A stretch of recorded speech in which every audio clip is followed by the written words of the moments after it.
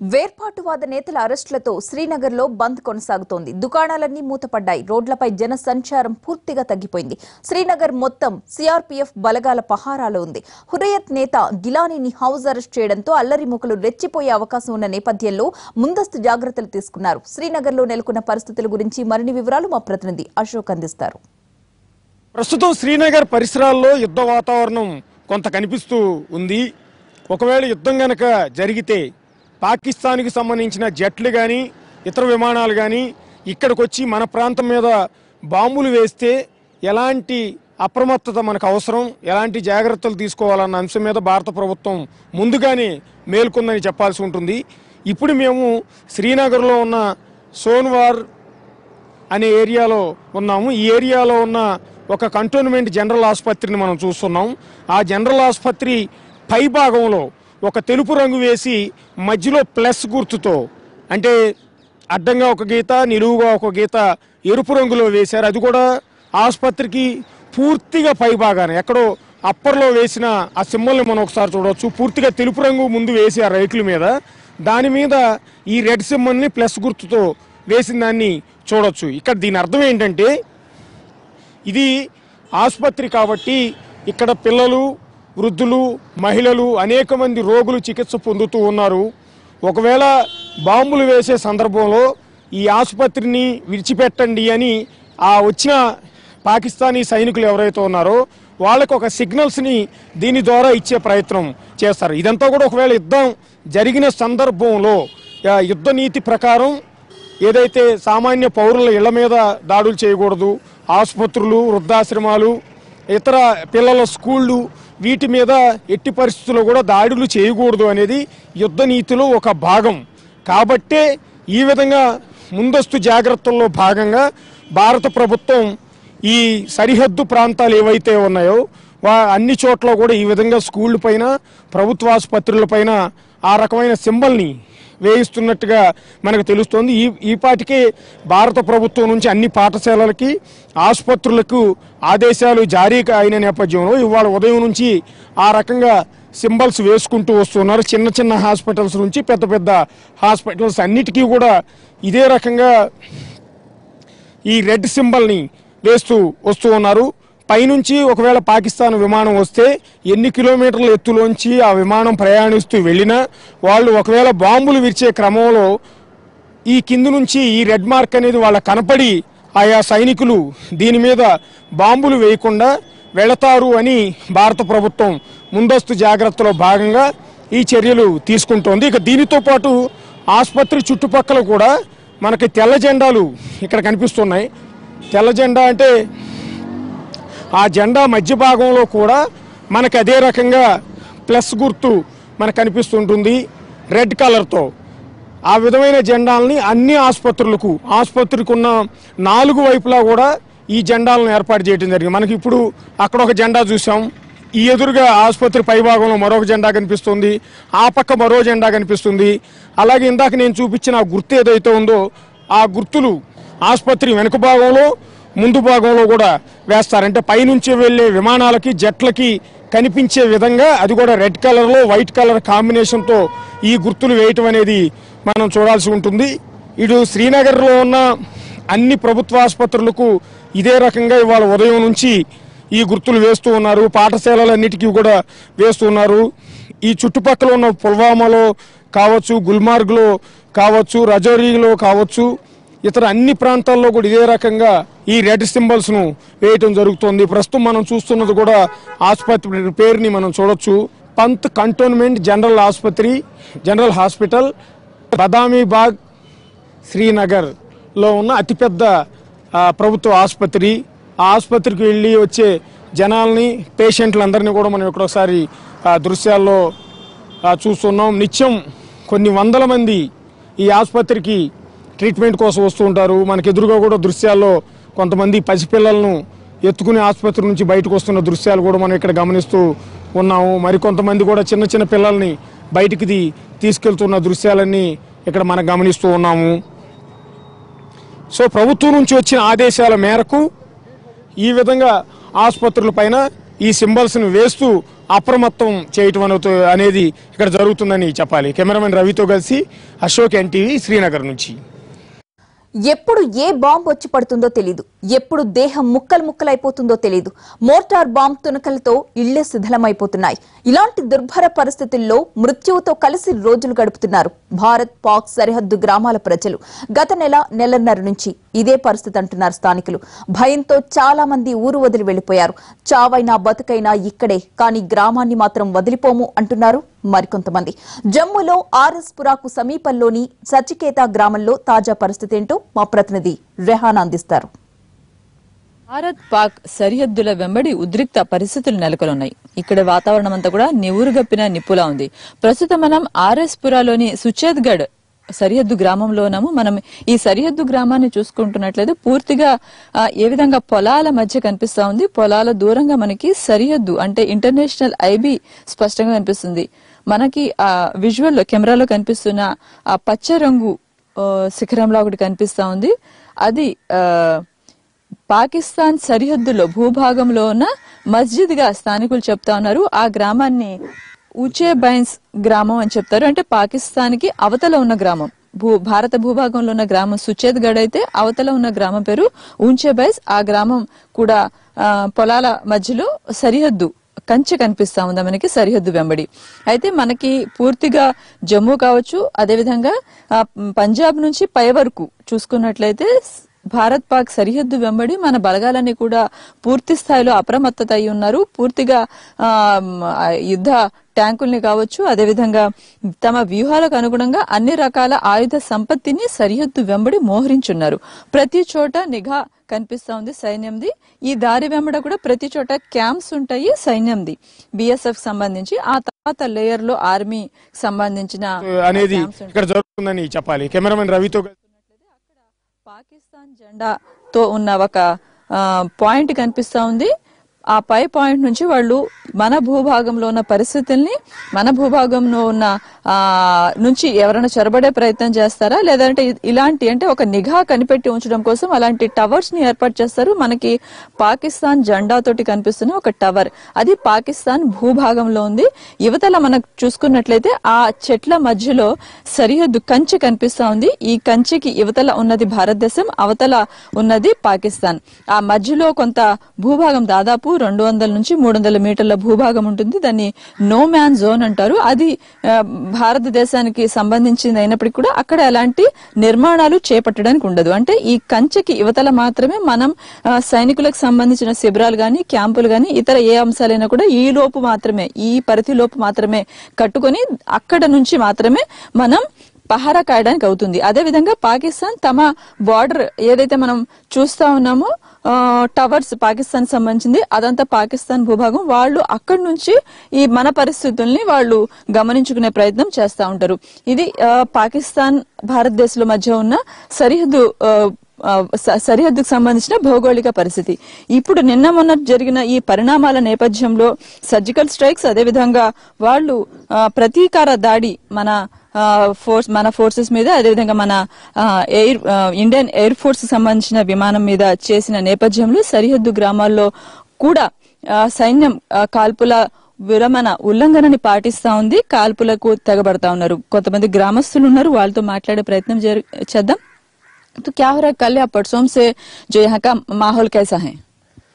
माहौल तो ऐसे बिगड़ा हुआ है, लोग घरों से पीछे जा रहे हैं, तो आगे देखो क्या होता है, क्या करती है हमारी गवर्नमेंट। अभी हो जाना चाहिए आर पार का लड़ाई। लोग भी बहुत दुखी हैं, बॉर्डरों पे बहुत दुखी हैं लोग। तो ये शेल्स फेंके हुए हैं गांवों पे, जो घर पे मकान पे मैं देखी थी अभी ये शेल्स के जो निशाने हैं, तो ये यहाँ पर बॉर्डर से शेल्स हमेशा पड़ते हैं, पाकिस्तान के आर्मी डालते हैं इधर? हाँ जी, क्यों नहीं डालती है, वो आपने देखा नहीं है, जो देख रहे हो आप, डालती है। 24 घंटे डालती है जब होता है ये काम, घंटा नहीं, 1.5 नहीं, 2 नहीं, 24 घंटे फिर चलता है जब चलता है फायरिंग। हाँ जी, तो आप लोग सुनते हैं कि ये हमारी फौजें और पाकिस्तान की आर्मी लड़ाई आड़ पार चलती रहती है? हाँ जी, हाँ जी, तो सुनते हैं आप लोग? बिल्कुल। अच्छा, तो किसी की घायल होना इसके भी संभावना है? बहुत घायल होते हैं जी, पशु मर जाते हैं, आदमी मर जाते हैं, घायल होते हैं, చాలా మంది చనిపోతా ఉంటారు. మేమందరం చాలా ఇబ్బందుల్లో ఉన్నాము, ఏదో ఒకటి తేలిపోవాలి అని చెప్పిస్తా అని కూడా చెప్తా ఉన్నాడు. आप बताइए कौन से गाँव में कल और आज देखे तो ये फायरिंग चल रहा है? ये यहाँ पे तेजगढ़ में भी फायरिंग चल रहा था और चलता रहता है, क्योंकि 24 घंटे जहाँ पे गोलाबारी होती रहती है। ये गांव में जो गोली वगैरह लगी हुई है मकानों पे, फिर जहाँ के लोग यहाँ से मकान छोड़ के बाहर सिटी में चले जाते हैं, आर्मी वाले इनको उठा देते हैं, क्योंकि इनका यही काम है जहाँ पे पशु पालना, अपना काम करना। ये जहाँ से जब उठा देते हैं फिर बेचारे वहाँ इनका कैंप लगा देते हैं।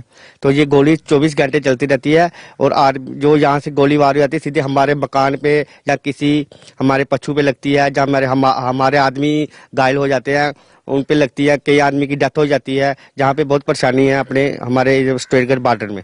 अच्छा, कौन से किस्म के शेल्स पड़ते हैं इधर? जो दूसरे मोटर के डालते हैं। मोटर के बॉम्ब्स हाँ, मोटर के। तो आप क्या हाल है? यहाँ के गांव के लोग सभी जा चुके हैं? जहाँ से थोड़े जो बाहर लोग आधे चले गए हैं, आधे जहाँ पे है घर पे भी किसने रहना है, जहाँ पशु है उनका ही पालन पोषण करना है। तो बच्चे छोड़ दिए, पीछे चले गए बेचारे, उनके स्कूल की पढ़ाई का भी बहुत वो चल रहा है, छोड़ दिए उन्हें, चले गए हैं सिटी में रहने के लिए। और जहाँ पे बुजुर्ग आदमी एक घर में 2 आदमी है, बस ज्यादा नहीं है। तो स्कूल चल रहे हैं, पूरे बंद है? अब बंद है जी, बंद है। दिन के लिए अभी तो मेरे ख्याल 5-7 दिन के लिए बंद है। पेपर थे बच्चों के, वो भी कैंसिल कर दिए उन्होंने। अच्छा, हाँ जी। ఇది ఇక్కడ గ్రామాల్లో ఉన్న స్కూల్స్ అన్ని కూడా పూర్తిగా మూతపడ్డాయి. వాళ్ళు ఉన్న పరీక్షల్ని కూడా వాయిదా వేశారు. మోటార్ బాంబులకు సంబంధించి మోటార్ షెల్స్ ఇక్కడ వేస్తా ఉంటారు. ఈ గ్రామం అంటే మనం చూస్తా ఉన్నాం చాలా తక్కువ పరిధిలో ఉంది. అందువల్ల అక్కడి నుంచి ఎలాంటి దాడి జరిగినా కూడా చాలా ఎక్కువగా ప్రభావం చూపించే అవకాశం, అదేవిధంగా అటువైపు ఇళ్లు ధ్వంసం కావడం కావచ్చు, లేకపోతే మనుషులకు సంబంధించి గాయం కావడం, ప్రాణాలు పోవడం వంటి జరిగే ప్రమాదాలు ఈ సరిహద్దు గ్రామాల వెంబడి ఉంది. నిన్న మొన్నటి నుంచి జరుగుతున్న పరిణామాలతోటి ఈ గ్రామస్తుల్లో ఆందోళన నెలకొనుంది. ఇది ఎటువంటి పరిణామాలకి దారి తీస్తుందన్న ఉత్కంఠ, ఉద్రిక్త వాతావరణం ప్రస్తుతం మనం ఈ సుచేత్గఢ్ గ్రామంలో కనిపిస్తుంది. కెమెరా పర్సన్ విశ్వపాల్తో రెహానా ఎన్టీవీ, సుచేత్గఢ్, జమ్మూ. వేర్పాటువాద నేతల అరెస్టులతో శ్రీనగర్ లో బంద్ కొనసాగుతోంది. దుకాణాలన్నీ మూతపడ్డాయి, రోడ్లపై జనసంచారం తగ్గిపోయింది. శ్రీనగర్ మొత్తం సిఆర్పీఎఫ్ బలగాల పహారాలోనే ఉంది. హురియత్ నేత గిలానీని హౌస్ అరెస్ట్ చేయడంతో అల్లరి మూకలు రెచ్చిపోయే అవకాశం ఉన్న నేపథ్యంలో ముందస్తు జాగ్రత్తలు తీసుకున్నారు. శ్రీనగర్ లో నెలకొన్న పరిస్థితుల గురించి లేటెస్ట్ అప్డేట్స్ మా ప్రతినిధి అశోక్ అందిస్తారు. ప్రస్తుతం మేము శ్రీనగర్ లో ఉన్న హైదర్పురా ఏరియాలో ఉన్నాం. ఈ ఏరియాకు ఒక ప్రత్యేకత ఉంటుంది. ఇక్కడ కాశ్మీరీ చరిత్రలోనే అత్యంత ముఖ్యమైన నేత గిలానీ నివాసం కూడా ఇక్కడే ఉంటుంది. ఆయన గత 10 ఏళ్ల నుంచి దాదాపు ఒకే ఇంట్లో హౌస్ అరెస్ట్లో ఉన్నారంటే నిజంగా ఆశ్చర్యం కలిగిస్తూ ఉంటుంది. ప్రస్తుతం నేనున్న ఏరియాలోనే ఆ వెనుక కనిపిస్తున్నదే సయ్యద్ అలీషా గిలానీ నివాసాన్ని, ఆయనకు సంబంధించిన ట్రస్ట్ని, ఆయన పార్టీ కార్యాలయాన్ని మనం ఒకసారి చూడొచ్చు. ఈ ప్రాంతం మొత్తం కూడా పూర్తిగా రిస్ట్రిక్షన్లో ఉంటుంది, పోలీసుల అధీనంలో ఉంటుంది, సిఆర్పిఎఫ్ బలగాల అధీనంలో ఈ ప్రాంతం అంతా కూడా ఉంటుంది. ఇదంతా ఒక విధంగా చెప్పాలంటే నిషేధిత ప్రాంతం. ఈ ప్రాంతంలో ఎవరు దృశ్యాలు చిత్రీకరించడం కానీ, ఇక్కడ ఎవరైనా మీడియాతో మాట్లాడించడం లాంటివి చేయకూడదు. అందుకని చాలా దూరం నుంచి మనం ఆ భవనాన్ని, ఆ ట్రస్ట్ని చూపించే ప్రయత్నం చేస్తున్నాం. మనకు ఎదురుగా పైన బోర్డు కనిపిస్తోంది, భవనం పైన చూడొచ్చు. తెహ్రీక్ ఈ హురియత్ పేరుతో ఆ బోర్డు కనిపిస్తోంది. తెహ్రీక్ ఈ హురియత్ అంటే గిలానీకి సంబంధించిన పార్టీ పేరు. ఈయన 1929లో సయ్యద్ అలీషా గిలానీ పుట్టారు. అలా మొదట ఈయన జమాతే ఈ ఇస్లామీ కాశ్మీర్లో మెంబర్గా ఉండేవారు. ఆ తర్వాత సొంతంగా విడిపోయి ఈ తెహ్రీక్ ఈ హురియత్ అనే ఈ పార్టీని ఏర్పాటు చేశారు. హురియత్ సంస్థ గురించి తెలియని వాళ్ళు బహుశా ఉండరు. కాశ్మీరీ వేర్పాటువాదులందరినీ కూడా పెంచి పోషించింది ఈ సంస్థే. దీనికి మూలమని కూడా చెప్తూ ఉంటారు. దీని అందరికీ కూడా ఆద్యం ఈ గిలానీ అని చెప్తూ ఉంటారు. భారతదేశం నుంచి కాశ్మీర్ని వేరు చేసి దానికి సపరేట్గా స్వాతంత్రం ఇవ్వాలి, కల్పించాలి అంటూ ఎన్నో ఏళ్ల నుంచి ఈ సంస్థ పోరాటం చేస్తూ వస్తోంది. ఒకవైపు భారత్కు వ్యతిరేకంగా ఇక్కడ ఉన్న జనాలందరినీ రెచ్చగొట్టడంలో కావచ్చు, వాళ్ళందరినీ కూడగట్టడంలో కావచ్చు, గిలానీ ఈ విధమైన చర్యలకు పూనుకున్నాడన్న ఉద్దేశంతో ఎన్నోసార్లు ఆయన అరెస్ట్ చేయడం కూడా జరిగింది. అంతేకాకుండా గిలానీ పాకిస్తాన్కు మద్దతు ఇస్తున్నారు, ఇక్కడున్న యువతనందరినీ కూడా రెచ్చగొట్టి భారత్ పైకి ఉసుగొలుపుతూ ఉన్నారు అనేది ప్రధానంగా ఆయన మీద ఉన్న ఆరోపణ. అలాగే ఆయన ఆధ్వర్యంలో నడుస్తున్న మిల్లీ ట్రస్ట్ను కూడా మనం ఒకసారి చూడొచ్చు. ఇక్కడ ఆశ్చర్యకరమైన విషయం ఏంటంటే గత 10 ఏళ్ల నుంచి మనకు ఎదురుగా కనిపిస్తున్న అదే ఇంట్లో గిలానీ హౌస్ అరెస్ట్లోనే ఉన్నారు. ఆయన ఇంటి ముందు సిఆర్ బలగాలు ఎప్పటికీ ఉంటూ ఉంటాయి. ఇలాంటి ఉద్రిక్త పరిస్థితులు చోటు చేసుకున్న నేపథ్యంలో ప్రతిసారి కూడా ఇక్కడ బలగాలను అదనంగా మోహరించడం జరిగింది. ఇప్పుడు మేము మీడియా తరపు నుంచి ఆ ఇంటి ముందుకు వెళ్లే ప్రయత్నం చేసినా కూడా పోలీసులు ఇది రిస్ట్రిక్టెడ్ ఏరియా కాబట్టి ఇక్కడికి రావడానికి వీల్లేదంటూ ఇక్కడ నుంచి పంపించి వేయటం కూడా జరిగింది. అదే కాకుండా ఇప్పుడు గిలానీ ఎప్పటికీ 10 ఏళ్ల నుంచి హౌస్ అరెస్ట్లోనే ఉన్నారు.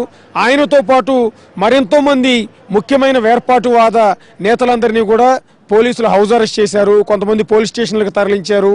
అంతేకాకుండా రీసెంట్గా జరిగిన ఏదైతే పుల్వామా సిఆర్పిఎఫ్ దాడి నేపథ్యంలో వేర్పాటువాదులంతా పాకిస్తానీలందరికీ కూడా సపోర్ట్ చేస్తున్నారు. ఇక్కడ యువతనందరినీ కూడా రెచ్చగొడుతూ ఉన్నారు, దాడులకు పాల్పడుతున్నారన్న ఉద్దేశంతో వాళ్ళ ఇళ్లలో సోదాలు నిర్వహించారు. వారందరినీ కూడా హౌస్ అరెస్ట్ చేశారు. కొంతమందికి ఇప్పటి వరకు కల్పిస్తూ వచ్చిన భద్రతను కూడా ఉపసంహరించడం అనేది జరిగింది. ఆ బలగాలన్నింటినీ కూడా వెనక్కి తీసుకోవడం జరిగింది. ఇదంతా నిరసిస్తూనే తమ ఇళ్లలో సోదాలు చేయడం కావచ్చు, తమ భద్రతను ఉపసంహరించుకోవడం నేపథ్యంలో కావచ్చు, వాళ్ళంతా శ్రీనగర్ బంద్కు పిలుపునివ్వటం అనేది జరిగింది. అందులో ఆ బంద్కు గిలానీ కూడా ప్రస్తుతం మద్దతు ఇస్తూ ఉన్నారు. ఆయన కుమార్తె నయీం పాకిస్తాన్ రావల్పిండిలో డాక్టర్గా పనిచేసి 2010లో తిరిగి రావటం అనేది జరిగింది.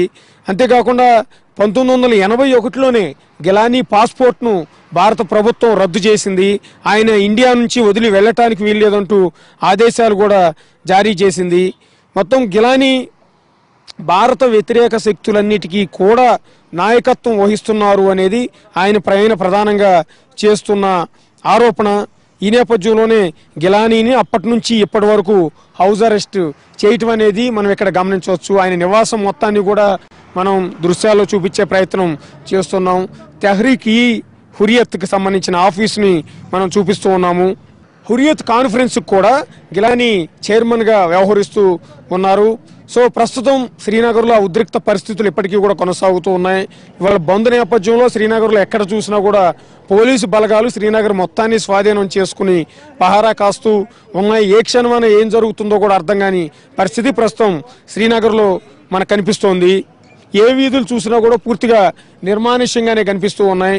ఇప్పుడు మనం గిలానీ ఉన్న నివాసం ఉన్న ఈ ప్రాంతం ఎంత నిర్మానుష్యంగా ఉందో మనం దృశ్యాల్లో చూడొచ్చు. ఏ ఒక్క దుకాణం కూడా తెరుచుకోవటం లేదు, ఏ ఒక్క విద్యా సంస్థ కూడా తెరుచుకోవటం లేదు. అప్పుడప్పుడు వచ్చిపోయే 2-3 కార్లు తప్ప జనాలు కూడా ఎవరు రోడ్డు మీదకి అనేది రావటం లేదు. సో కొద్దిసేపటి క్రితం మనం గిలానీని కూడా కలిసే ప్రయత్నం చేశాం. అసలు ఆయన చేస్తున్న డిమాండ్ ఏంటి, ఎందుకు ఇంత ఉద్రిక్తమైన పరిస్థితులు ఏర్పడుతూ ఉన్నాయి, శ్రీనగర్ పరిస్థితి ఏంటి, ఈ కశ్మీర్ భవిష్యత్తు ఏంటి అన్న అన్ని అంశాల మీద కూడా ఆయనతో మాట్లాడించే ప్రయత్నాలు చేశాం. కానీ పోలీసులు ఎట్టి పరిస్థితుల్లో ఒప్పుకోలేదు, దానికి ఎట్టి పరిస్థితులు అనుమతించేది లేదంటూ అక్కడి నుంచి పంపించి వేయటం అనేది జరిగింది. అందుకే దూర ప్రాంతం నుంచి ఆ గిలానీ నివాసాన్ని చిత్రీకరించి ఇక్కడ ఉన్న పరిస్థితి మొత్తాన్ని కూడా తెలియజేసే ప్రయత్నం మేము ఇక్కడ చేస్తూ ఉన్నాం. కెమెరా పర్సన్ రవితో కలిసి అశోక్, ఎన్టీవీ, శ్రీనగర్ నుంచి.